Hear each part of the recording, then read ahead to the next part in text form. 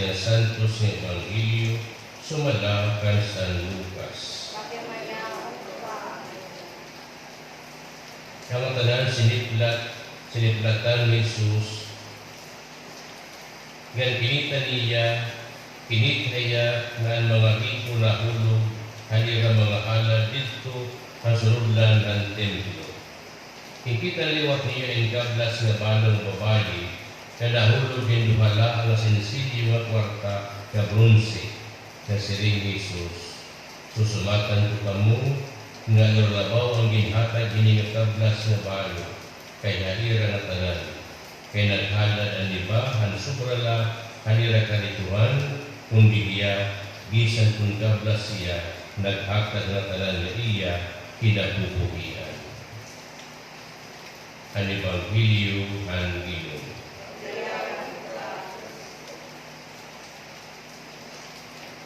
Kailangan bahin itong Evangelio nagsisaling, much is given, much is expected.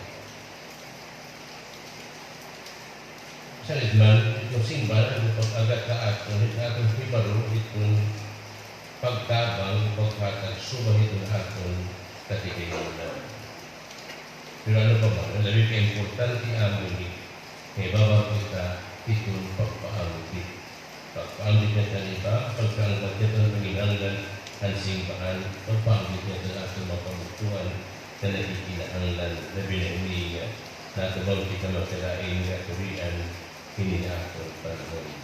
Diri ada itong pedamo, kung itong ada itong atong quality, itong atong klasifikasi nga pagtabang o pagpaambit itong atong kategorya. Sila ito pagpuro, hiningat na lang atong yung buhat. Dili ito kay basita pagdayaw, kundi iniya buhat natin ang ganun kay iba.